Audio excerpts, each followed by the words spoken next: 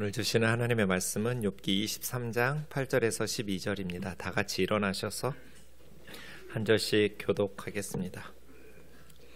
그런데 내가 앞으로 가도 그가 아니 계시고 뒤로 가도 보이지 아니하며 그가 왼쪽에서 일하시나 내가 만날 수 없고 그가 오른쪽으로 돌이키시나 배울 수 없구나.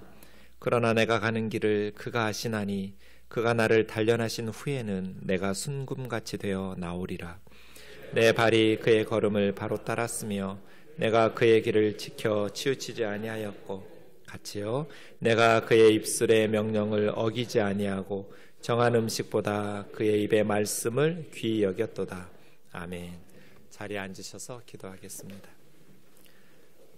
우리에게 말씀 주시기를 기뻐하시는 하나님 아버지, 욥기서 말씀을 통해서 우리가 알아야 될 하나님의 교훈을 바르게 가르쳐 주시고 그 말씀을 삶 속에서 살아내는 성숙한 그리스도인 되도록 인도하여 주옵소서. 미련하고 연약한 종을 주님 손에 맡겼고 예수님의 이름으로 기도하옵나이다. 아멘. 살다 보면 우리는 욥이 되기도 하고 욥의 친구들이 되기도 합니다. 때로는 이해할 수 없는 고통으로 욥과 같이 힘겨운 삶을 살 때가 있고 때로는 그렇게 고통받는 이웃의 친구가 되어서 위로자가 되어야 할 순간이 있습니다. 욥기서는 3장에서 31장까지 욥과 세 친구들의 대화로 이루어져 있습니다. 욥기서 전체의 70%에 해당하는 긴 분량입니다. 오늘 본문이 속한 23장은 세 번째 욥과 친구들의 대화 중에서 엘리바스의 세 번째 말에 대한 욥의 답변의 내용입니다. 세 번째 세트에서는 좀 짧아집니다. 친구들의 말이. 엘리바스도 그렇고 빌닷은 6절로 짧게 이야기가 끝나고 소발이라는 친구의 발언은 기록되어 있지도 않습니다. 이렇게 친구들의 생각은 변함이 없었고 표현들은 더 거칠어졌고 친구들이 아무리 말을 해도 욥을 설득할 수 없다고 생각해서인지 세 번째 단계에서는 친구들의 말이 짧아지고 있습니다. 욥의 친구들의 주장은 크게 세 가지였습니다. 인과응보의 교리를 가지고 욥의 사건을 해석하는 것. 네가 죄인이니까 하나님께서 너를 이렇게 징계하시겠지. 두 번째는 악인의 운명에 대한 내용. 악인들은 잠시 형통한 것 같지만 종말은 비극으로 끝날 것이다. 하나님께서 악인들은 비참하게 심판하시도록 하신다. 그러면서 세 번째는 욥에게 회개를 촉구하고 있습니다. 하나님 앞에서 네가 죄인이라는 것을 인정하고 회개하라고. 그러면 하나님께서 너의 질병을 고쳐주시고 너의 가정을 회복시켜 줄 거라고. 친구들의 말은 틀린 말이 별로 없어요. 언뜻 보면 제가 늘 말씀드리지만 욥의 친구들의 말이 욥기서가 아니라 다른 성경에 기록됐다면 우리는 큰 은혜를 받고 맞다고 동의하면서 그렇게 감동받았을 거예요. 근데 욥 상황에 맞지 않는 거예요.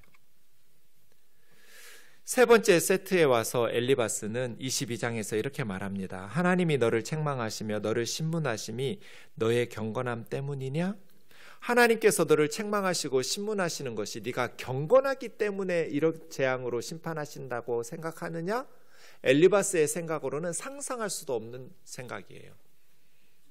하나님은 정의로우신 분이고 실수가 없으신 분인데 하나님께서 욥이 진짜로 경건하고 정직하고 바르게 살았다면 이런 재앙으로 책망하시고 신문하실 리가 없거든요. 엘리바스 생각에는. 욥, 네가 겉으로는 경건해 보였지만 사실은 너는 참된 경건한 사람이 아니었어. 그러면서 5절에 너의 악이 크지 아니하냐? 내 죄악이 끝이 없느니라. 두 번째까지는 엘리바스는 이렇게 말하지 않았어요. 그냥 익명의 악인이라고 말했어요. 악인은 결국 하나님께서 그 빛을 꺼뜨리시고 멸망으로 심판하신다. 아마 목구멍까지 차오르렀던 말이었을 것 같아요. 근데 두 번째까지는 엘리바스가 참았어요. 세 번째에서는 더 이상 속에 있던 것을 못 참겠나 봐요. 그래서 입 밖으로 터뜨렸어요. 그게 5절이에요. 너는 평범한 보통 죄인도 아니야. 너는 죄악이 끝이 없는 큰 죄인이야. 이제 익명의 악인이 이렇게 에둘러서 말하지 않고 욥에게 직설적으로 너는 큰 죄인이야. 끝이 없는 죄악을 저지른 죄인이야. 라고 욥에게 직접적으로 악인이라고, 그것도 끝없는 죄를 저지른 큰 죄인이라고 정죄하고 있습니다. 그런데 사실은 우리가 알고 있잖아요. 욥이 경건했기 때문에 지금 이런 재앙을 받는 거거든요. 하나님의 경건하게 살았기 때문에 하나님의 은혜를 누리면서 살았고, 이제 하나님의 은혜라는 울타리가 벗겨져도 욥이 그의 경건함을 지키고 그의 의로움을, 믿음을 지킬 것인가? 이래서 욥이 고난이 시작된 거거든요. 경건했기 때문에 책망하면서 욥에게 은혜로 둘러주셨던 울타리를 제거하신 거거든요. 그래서예요. 우리가 욥기를 통해서 배워야 될 교훈은 욥과 같은 의인도 고난을 받을 수 있다는 거예요. 그것이 세상이라는 거, 그것이 인생이라는 거. 욥과 같이 경건하게 살던 사람도, 욥과 같이 정직하고 의롭게 믿음으로 바르게 사는 사람도 고난을 받는구나. 욥기를 통해서 하나님은 우리에게 이걸 가르치시고 싶은 거예요. 그게 세상이에요. 세 번째 빌닷의 말은 25장에 나와 있습니다. 빌닷은 짧게 말하면서 그런즉 하나님 앞에서 사람이 어찌 의롭다 하며 여자에게서 난 자가 어찌 깨끗하다 하랴. 하나님의 눈에는 달도 별도, 밝고 깨끗한 달과 별도 빛을 낼 수 없는데 어찌 구더기 같은 사람, 벌레 같은 인생이 하나님 앞에서 깨끗하다고, 하나님 앞에서 의롭다고 주장할 수 있느냐. 이 빌닷의 25장 6절은 세 친구들 중에 마지막 내용의 문장이고, 원문으로 보면 빌닷의 마지막 문장인 6절 그 9절의 마지막 단어는 벌레라고 번역되는 툴라라는 단어예요. 벌레라고 번역해도 되고 구더기라고 번역해도 돼요. 결국 욥의 친구들은 벌레라는 단어로 마무리 짓습니다. 인간은 벌레야. 구더기 같은 인생이야. 하나님 앞에서 깨끗하다고, 의롭다고 주장할 수 없어. 이것이 욥의 친구들의 내용이었습니다. 친구들은 19장 2절에서 욥이 말한 것처럼 욥에게 위로가 되지 못했습니다. 친구들이 왜 욥을 찾아왔어요? 위로해 주려고. 그런데 시간이 흐를수록, 대화가 진행될수록 친구들은 욥에게 위로가 되기보다는 너희가 내 마음을 괴롭히며 말로 나를 짓부수기를 어느 때까지 하겠느냐. 친구들의 말은 전혀 욥에게 위로가 되지 못하고 오히려 욥의 마음을 괴롭혔고 말로 욥을 짓밟았어요. 나중에 42장 7절과 8절에 보시면 하나님께서 엘리바스를 부르시면서 너와 두 친구를 향해서 내가 노하노니, 하나님은 친구들의 말을 들으면서 화를 내셨어요. 친구들의 말을 참고 계시느라고 하나님께서 많이 힘드셨을 거예요. 아마 할 수만 있으면 내려가서 욥의 친구들의 입을 틀어 막고 싶으셨을 거예요. 내가 너와 두 친구들의 말로 인하여서 분노한다. 왜냐하면 너희가 나를 가리켜 말한 것은 내 종 욥이 말한 것처럼 옳지 못했다. 너희의 말이 내 종 욥에 대해 욥의 말처럼 옳지 못하였다는 말씀을 두 번이나 반복하고 있어요. 언뜻 보면 욥의 친구들이 하나님에 대해서 하나님은 이런 분이야 라고 말한 게 틀림이 없는 것 같아요. 하나님은 실수가 없으신 분이야. 하나님은 의로우신 분이야. 하나님은 사랑이 많은 분이야. 하나님에 대한 친구들의 말들은 옳은 말 같은데 하나님께서는 옳지 않다라고 말씀하셨어요. 그러면서 8절에 너희가 우매한 만큼 너희에게 갚지는 않으리라. 하나님께서 화가 나셨는데, 분노하셨는데 너희들이 우매하고 어리석어서 쏟아낸 말들이니 너희에게 갚지는 벌 내리지는 않겠다. 짐승들 가지고 욥에게 가서 번제 드려라. 그러면 욥이 너희를 위해서 나에게 기도할 거고 내가 그 기도를 듣고 너희 죄를 용서해 줄 거야. 이게 하나님의 말씀이었어요. 의도적으로 욥의 친구들이 그렇게 말한 건 아니에요. 욥의 친구들은 그것이 옳다고 확신했어요. 자기들의 생각이 옳다고 확신하고 있었어요. 그래서 우매하다고 하나님 말씀하신 거예요. 우매하고 어리석으면 그렇게 하나님에 대해서 어리석은 말들을 쏟아내는 거죠. 그러면 욥의 친구들이 왜 우매하고 어리석은 사람이 되었을까요? 왜 하나님의 선물처럼 고통받는 욥에게 위로가 되지 못하고 어리석고 우매해서 그들이 말을 쏟아낼 때마다 하나님이 화가 나셨어요. 하나님이 노하셨어요. 분노하셨어요. 왜 이렇게 우매한 자들이 되었을까요? 욥기 21장 2, 3절에 답이 나와요.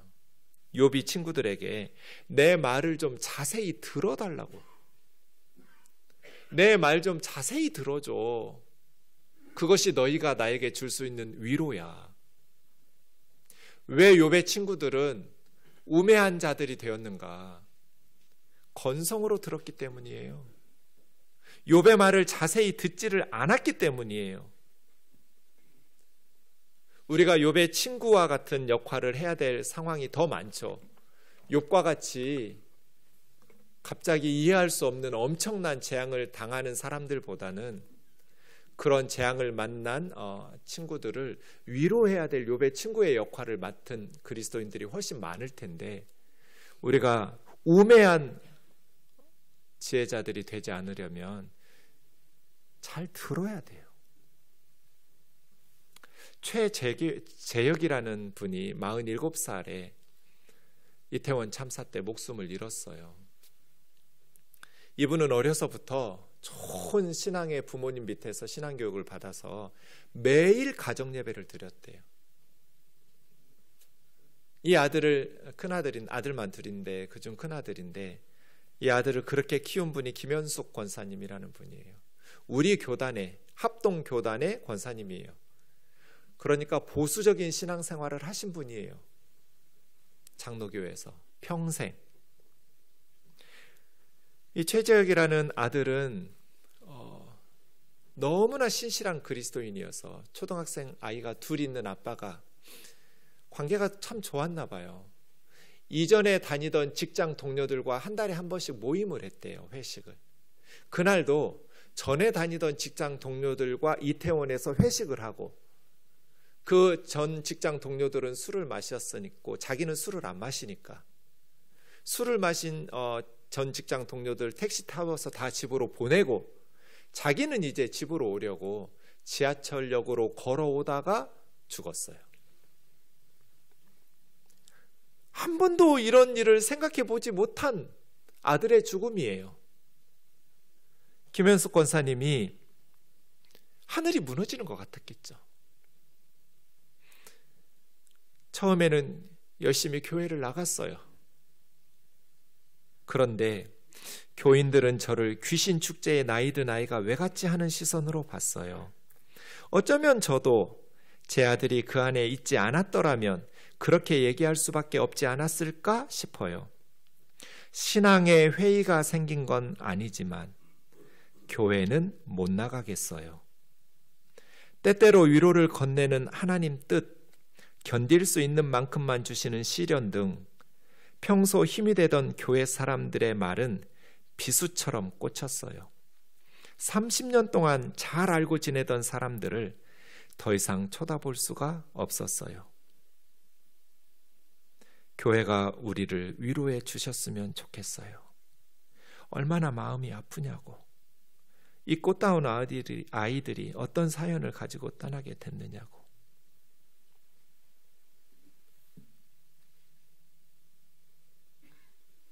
구역장으로 교회의 권사로 30년 이상을 섬겼던 교회예요. 그런데 교회 가면 상처를 받는 거예요. 귀신 축제에 왜 갔냐? 이 권사님이 우면동 교회를 다닌다면 어떻게 신앙생활 하셨을 것 같으세요? 여러분은 어떤 친구가 되어줄 것 같으세요?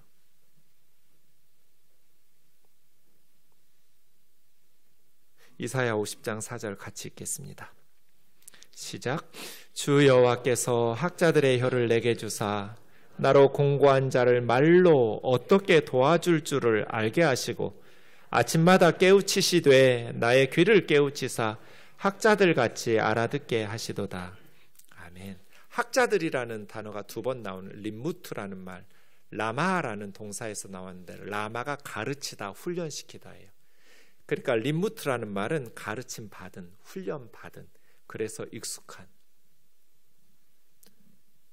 이것이 욥의 친구들의 기도 제목이에요. 우리들의 기도 제목이어야 돼요. 하나님, 저에게 잘 하나님의 말씀으로, 성경으로, 하나님의 영이신 성령으로 내 혀가 잘 가르침 받은 혀가 되게 해주세요.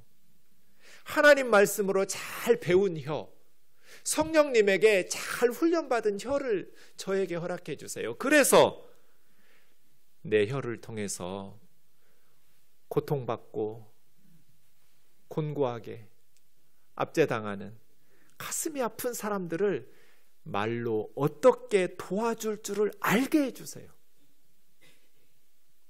그러려면 어떻게 해야 돼요? 학자와 같은 혀를 가지려면 학자와 같은 귀를 가져야 돼요. 아침마다 하나님 말씀으로 내 귀를 깨우쳐 주세요. 아침마다 성령님 내 귀를 깨우쳐 주셔서 잘 하나님의 뜻을 알아듣게 해주세요. 하나님 말씀 알아듣게 해주시고 하나님의 마음을 알아듣게 깨우쳐 주세요. 그래서 내가 말로 곤고한 자들을 어떻게 도와주어야 될 줄을 아는 혀를 가지고 살게 해주세요. 이러려면 어떻게 해야 될까요? 어떻게 우리가 좋은 위로자가 될까요? 기술 문명이 발전하면서 큰 재앙이, 대형 참사들이 더 빈번하게 발생하고 있어요. 전쟁도 더 많은 참사를 남기고 있어요. 자연재해도 이제는 전 세계적으로 이동하고 있어요. 상상하지도 못했던 비극을 만난 욥과 같은 친구들에게 지금 우리가 사는 이 세대는 그 어느 세대보다 지혜로운 위로자들이 필요한 세상이에요. 예상치 못한 비극을 당한 사람들에게 좋은 위로자들이 필요한 세상이에요. 어떻게 우리가 이 악한 세상에서 억울한 일을 당하고 상상하지도 못했던 비극을 만난 이웃들에게 지혜로운 위로자가 될 수 있을까요?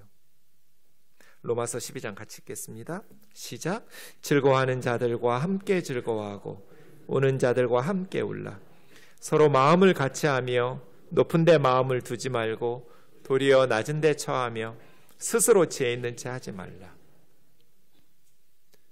즐거워하는 자들 배 아파하지 말고 함께 즐거워하고 우는 자들과 함께 울어라. 그러려면 어떻게 해야 돼요? 마음이 같아야 돼요. 고통받는 사람과 마음이 같아지기 전에는 말하는 게 별로 도움이 안 돼요. 와닿지 않으니까요. 마음이 같아져야 진정한 위로자가 될 수 있거든요. 그러려면 교만한 마음, 높은 데 마음 두지 말고 우리 마음을 낮은 곳에 겸손하게 낮춰야 되고 스스로 지혜 있는 척, 아는 척 가르치려고 하지 말아야 돼요. 함께 울라고 그랬지 깨우쳐서 가르치고 지혜 있는 척 하면서 꾸짖으라는 게 아니잖아요. 사랑하는 자매 형제 여러분, 악한 세상에서 하나님의 선물과도 같은 지혜로운 위로자로 사는 저와 여러분 되기를 주의 이름으로 축원합니다. 이제 욥의 상황을 욥의 입장에서 생각해 보겠습니다. 시편 119편 71절 보면 고난 당하는 것이 유익이라고 말했습니다. 고난 자체는 행복한 게 아닙니다. 축복도 아니에요. 괴롭고 힘든 슬픈 일이에요. 하지만 고난을 왜 유익이라고 말하냐면 그 고난을 잘 견뎌내면 하나님의 말씀을 배우기 때문이에요. 귀로 듣고 머리로 배우는 거하고 직접 체험하면서 배우는 건 하늘과 땅만큼이나 차이가 있어요. 이것이 고난이 우리에게 주는 유익이에요. 하나님의 말씀을 몸으로 배우는 것. 욥기 16장 20절에서 욥은 친구들의 조롱과 친구들이 자기 말을 들어주지 않으면서 점점 하나님께로 향합니다. 이것이 두 번째 대화 세트의 변화였습니다. 그래서 지난주일 우리는 고난이 하나님의 초대라고 말씀을 묵상했습니다. 기존에 가지고 있던 교리와 신앙 고백을 넘어서 새로운 영성의 세계로 새로운 하나님을 42장 5절에서 욥이 고백한 대로 귀로 듣던 하나님이 아니라 눈으로 배우는 하나님으로 새로운 영성으로의 초대, 이전에 알던 하나님이 아니라 새로운 하나님을 만나는 초대라고 배웠습니다. 이제 세 번째 친구들과의 대화를 하면서 욥의 변화를 분명하게 볼 수 있습니다. 고난은 우리에게 이 두 가지 변화를 주기 때문에 유익합니다. 첫 번째 욥은 말씀드린 것처럼 새로운 하나님의 세계로 진입합니다. 기존에 알고 있었던 교리가 아닙니다. 기존에 믿고 있었던 귀로 듣던 하나님이 아닙니다. 직접 눈으로 보고 체험하는 하나님. 예전에는 경험하지 못했던 하나님을, 살아계신 하나님을 욥이 경험하기 시작합니다. 이것이 23장입니다. 두 번째는 고난을 받고 있는 이웃과의 연대적인 삶으로의 변화가 나타납니다. 두 번째 친구들과의 대화에는 이런 내용이 없었어요. 세 번째 대화 24장에서부터는 자기처럼 억울하게 고난받는 사람들이 욥의 눈에 들어오기 시작해요. 이 두 가지가 고난의 유익이에요. 하나님에 대해서 달라진다. 이전에 믿고 있던 하나님이 아니라 고난을 통과해내면서 더 깊은 영성을 가지고 살아계신 하나님을 체험하면서 하나님을 경험하게 한다. 두 번째는 고난을 겪고 나니까 이전에는 안다고 생각했던, 머리로만 알고 있었던 고난받고 있고 억울하게 고통받고 있는 이웃들이 눈에 들어오고 귀에 들리기 시작해요. 그래서 내가 그 고생을 해보고 내가 그 고난을 당해보니까 그들의 심정을 이해할 수 있게 되는 거예요. 그래서 인생이 새로워져요. 거들먹거릴 수가 없어요. 교만할 수가 없어요. 고난받는 자의 심정을 이해하게 돼요. 그래서 욥은 이웃과의 연대적인 삶으로 변하기 시작합니다. 이것이 고난이 주는 두 가지 유익이에요. 하나님에 대해서 더 깊은 체험을 하게 돼요. 삶이 달라지는데 어떻게 달라지는가? 이웃들에 대해서 눈에 들어오고 귀에 들어오기 시작해요. 먼저 23장 새로운 하나님의 세계로에 진입하는 욥을 보겠습니다. 내가 어찌하면 하나님을 발견하고 그의 처소에 나아가랴. 욥이 간절히 사모하는 것은 재산이 회복되는 거 아니에요. 갈대아 사람들, 스바 사람들이 나에게 했던 짓을 보복해주는 억울함을 푸는 것도 아니에요. 질병이 낫는 것도 아니에요. 자기 병 고쳐달라는 기도를 욥은 안 해요. 오로지 한 가지만 가지고 욥은 하나님 앞에 매달려요. 하나님 만나는 것, 하나님 찾는 것. 내가 어떻게 하면 하나님을 발견하고 어떻게 하면 하나님의 처소에 나아갈 수 있을까? 하나님을 만나고 싶은 거예요. 어찌하면 그 앞에서 내가 호소하며 변론할 말을 내 입에 채우고 내게 대답하시는 말씀을 내가 알며 내게 이르시는 것을 내가 깨달으랴.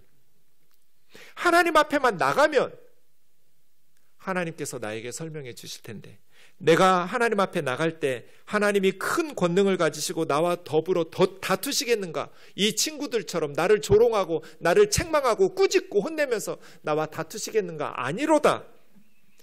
하나님은 내 말을 들어주실 거야. 이게 욥의 확신이에요. 하나님은 친구들과 달라. 하나님은 사람들과 달라. 하나님은 내 말을 들어주실 거야. 문제는 뭐예요? 하나님을 만날 수가 없다는 거예요.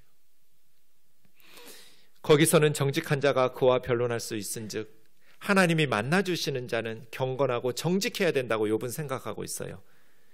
그렇게 해서 하나님을 만나기만 하면 내가 심판자에게서 영원히 벗어나서 회복된다고 확신해요. 문제는 앞으로 가도 하나님이 아니 계시고 뒤로 가도 보이지 않으시고 왼쪽에서 하나님 일하시지만 내가 만날 수가 없고 오른쪽으로 돌이키지만 하나님을 배울 수가 없구나. 동서남북 앞뒤 좌우를 둘러봐도 하나님은 분명히 살아계신데 하나님은 지금도 역사를 다스리시면서 섭리하시고 일하고 계시는데 내가 하나님을 만날 수 없다는 거예요. 내가 어떻게 해야 하나님을 발견할 수 있을까? 내가 어떻게 하면 하나님이 계신 처소로 가는 길을 찾을 수 있을까? 하나님은 내 말을 들어주실 텐데 그래서 내가 하나님 앞에 가면 내 모든 문제가 회복되고 해결될 텐데 앞으로 가도 뒤로 가도 왼쪽으로 가도 오른쪽으로 가도 하나님을 볼 수가 없고 하나님을 만날 수가 없어서 답답한 거예요. 욥은 친구들이 위로자가 되지 않기 때문에 친구들의 조롱과 정죄를 받으면서 눈물을 흘리면서 이제 하나님만 바라보기 시작해요. 눈물을 흘리면서 하나님만 바라보기 시작하는데 아무리 하나님께 기도하고 간구해도 하나님이 만나주시질 않는 거예요. 그러나 10절 내가 가는 길을 그가 아시나니 그가 나를 단련하신 후에는 내가 숨공과 같이 되어 나오리라. 동서남북 어디를 가도 하나님을 만날 수 없어요. 그런데 욥의 확신이 이거예요. 지금 내가 가는 길을 나도 모른다. 여러분, 우리가 내일 무슨 일이 있을지, 다음 달에 무슨 일이 있을지 우리 가는 길을 우리가 알아요? 아무도 몰라요. 내가 가는 인생길을 나는 모르지만 내가 가는 그 길을 오직 하나님은 아신다. 하나님은 아셔. 그러면서 욥은 지금 하나님께서 자기를 용광로 속에 집어넣었다고 생각해요. 그가 나를 단련하신 후에, 재련하신 후에는 내가 순금과 같이 되어서 나올 거야.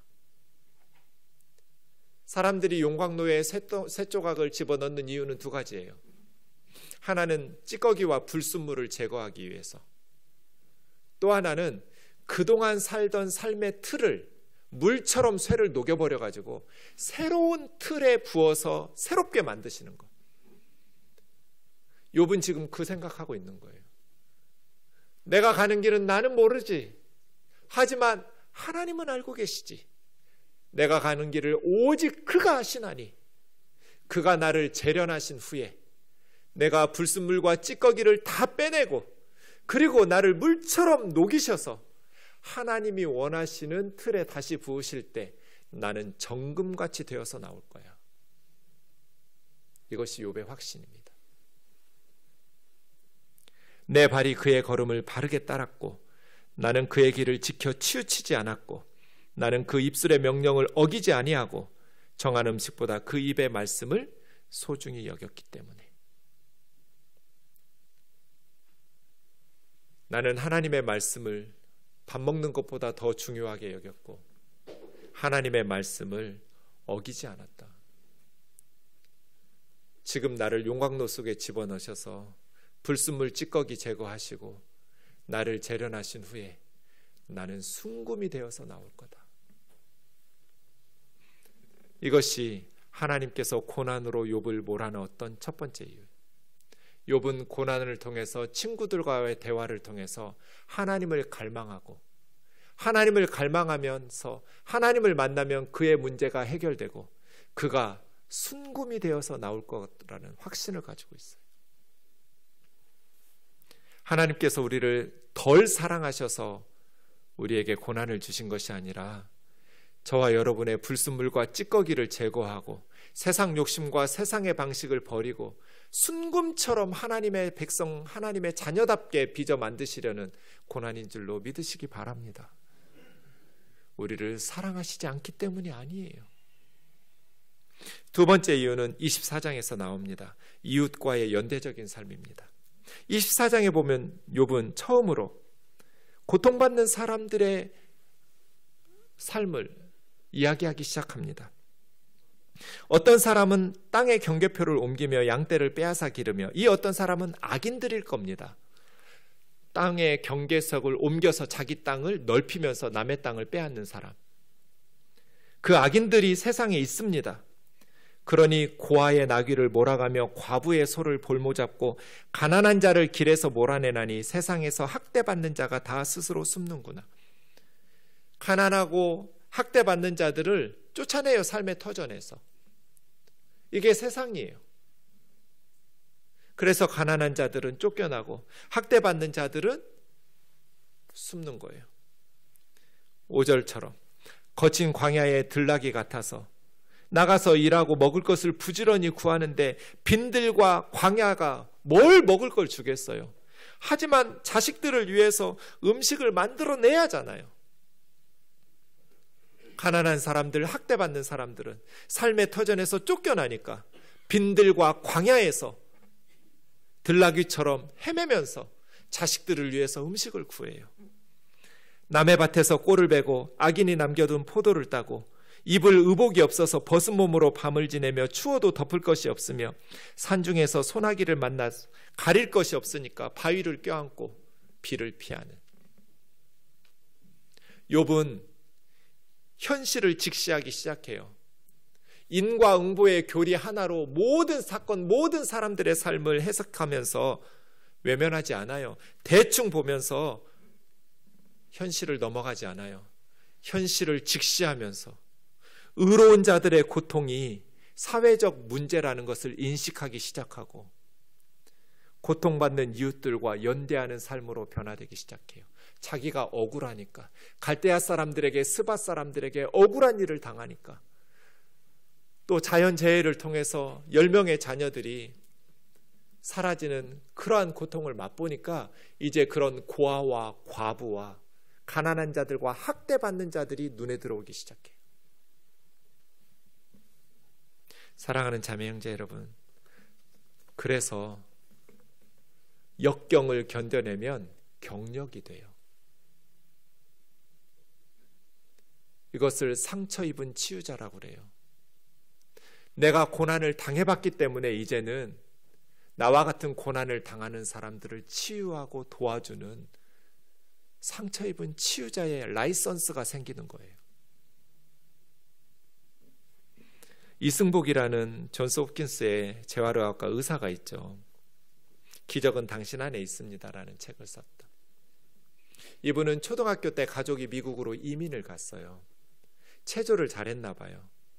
그래서 체조 유망주예요.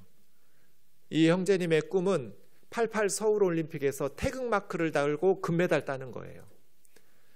미국 고등학교에서 너무 실력이 좋으니까 대학에서 오라고 여러 대학에 제안을 받았고, 또 미국에서 미국 국가대표로 나가라고. 그런데 아니라고. 나는 태극마크를 달고 금메달을 딸 거라고. 미국인으로 귀화하지를 않았어요. 그런데 어느 날 연습하다가 붕 떠서 착지해야 되는데 목부터 땅바닥에 떨어졌어요. 그래서 그 자리에서 사지마비 환자가 됐어요. 올림픽 금메달을 위해서 한 길로 달리던 이 청년이 사지마비 환자가 됐어요. 절망했어요. 하루 종일 죽음을 생각했어요. 그 책에 이렇게 써놨어요. 나는 하나님의 자식인데 자식이 다치는 걸 왜 그냥 하나님은 바라만 보셨을까? 물론 하나님이 나를 장애인으로 만든 건 아니시죠. 내가 실수한 거고 내가 잘못해서 부상을 당한 거예요.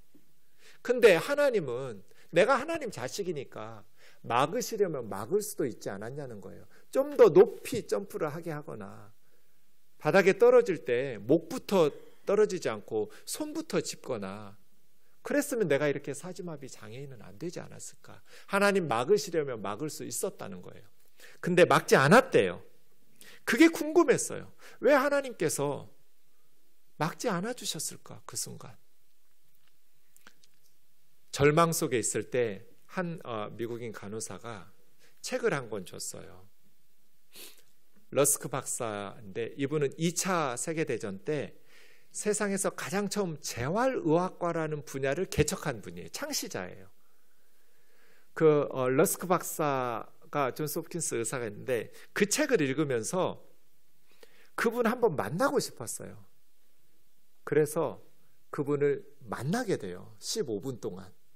그 러스크 박사를 만난 방이 러스크 박사의 인형의 방이라는 거예요. 이 러스크 박사가 전 세계의 환자들을 치료하면서 이렇게 회복시키니까 재활의학과를 만들면서 치료하니까 환자들이 얼마나 고맙겠어요. 병원에 나가면서 자꾸 선물을 하는 거예요. 뭐 이런저런 선물들 하면서 고가의 선물들도 하니까 러스크 박사가 선언을 했어요. 앞으로 나에게 선물을 하고 싶으면 조그만 인형 하나씩만 보내라고. 비싼 선물 하지 말라고. 이런 부탁을 해서 아마 그냥 하지 말라고 할 수는 없고 자꾸 보내니까 그냥 부담 없이 인형 조그만 거 하나씩만 보내달라고 말한 것 같아요. 그래서 전 세계에서 인형이 날라오는 거예요. 그래가지고 책장에 인형들을 진열하다 보니까 이제 인형이 막 수백 개, 수천 개가 되니까 이게 더 놀 데가 없어서 그 진료실을 인형의 방으로 만들고 자기가 쫓겨난 거예요. 다른 방에 가서 진료를 하는 거예요. 그래서 원래 사용하던 러스크 박사의 진료실을 닥터 러스크의 인형의 방 이렇게 부른 거예요. 거기서 러스크 박사를 만나기 위해서 간 거예요. 이 환자 이승복이. 그 방에 가서 이렇게 한국 인형이 있는지 찾아봤어요. 있었어요. 신랑 신부 한복 입고 그렇게 한국 인형도. 거기서 깨달았어요. 왜 하나님이 나 하나님 자식인데 막아주지 않으셨을까? 러스크 박사의 인형의 방에서 나는 그 이유를 알 수 있을 것 같다. 하나님은 내가 다르게 사는 모습을 보고 싶어 하셨던 것이다. 오직 체조에만 목숨을 걸고 금메달 하나만 바라보며 부모님 속을 썩이는 이승복이 아니라 낯선 곳에서 새롭게 일어서는 이승복, 사람들과 함께 서로 기대며 어려운 장애물을 씩씩하게 뛰어넘는 이승복, 그 모습이 보고 싶어서 나를 다치도록 그냥 내버려 두신 것이었다. 상상하지도 못했던 삶의 전개예요. 자기는 체조 선수로 살 줄 알았어요. 근데 순간 사지마비 환자가 되었어요. 궁금했어요. 왜 하나님이 막아주지 않았는지. 인형의 방에 너무나 다양한 인형들을 봤어요. 1200개가 넘는 다양한 인형들을 보면서 그때 깨달았어요. 똑같은 인형이 없는 거예요. 너무나 전 세계에서 온 다양한 인형들을 보면서 하나님은 내가 다르게 사는 모습을 보고 싶었던 것 같다. 용광로에 쇳덩어리를 집어넣는 이유는 물처럼 쇠를 녹여가지고 새로운 형틀에 집어넣어서 새로운 삶을 살게 하는 거거든요. 고난은 우리를 새로운 모습. 그래서 하나님께서 나를 내가 다치는 걸 바라만 보고 계셨을 것 같다. 지켜만 봐야 되는, 내가 가서 안 다치게 할 수 있는 능력이 있는데 하나님은 그걸 바라만 보셔야 하는 하나님 아버지의 마음은 얼마나 아프셨을까. 그래서 러스크 박사에게 감동을 받고 러스크 박사를 만나면서 자기도 체조 선수가 아니라 나와 같은 고통받는 환자들을 돕는 재활의학과 교수가 되기를 꿈꿨어요. 얼마나 힘들었겠어요. 그래서 결국 존스 홉킨스의 재활의학과 의사가 돼요. 전 세계의 사지마비 재활의학과 의사는 2명밖에 없었대요. 그 중에 한 사람이 돼요. 날마다 미국에서 교통사고 환자들로 사지마비 환자들이 발생하는데 그런 상상하지도 못했던 비극을 당한 환자들은 소리를 지르고 절망을 해요. 죽겠다고 난동을 피워요. 의사들이 간호사들이 안간힘을 쓰면서 용기를 불어넣어 주려고 해요. 걱정하지 말라고, 다시 새로운 삶을 살 수 있다고. 그럼 더 화가 나요, 그 말에. 그러면 이승복 박사를 불러요. 호출해요. 호출해서 가보면 언제나 비슷한 상황들이에요. 똑같이 말해줘요. 건강한 의사들이 했던 말과 내용은 똑같아요. 희망을 가지라고, 용기를 내라고, 앞으로 더 잘 살 수 있다고, 아직 인생 끝난 거 아니라고. 근데 분노하면서 발악을 하던 환자들이 순한 양이 되어서 쳐다봐요. 왜 그럴까요? 휠체어에 앉아서 자기와 똑같은 사지마비 환자가 하얀 가운을 입고 그 의사가 말을 해주니까요. 고난과 역경은 견뎌내면 경력이 돼요. 그래서 건강한 사람들이 할 수 없는 일들을 해내게 돼요. 왜냐하면 내가 그걸 경험해 봤으니까.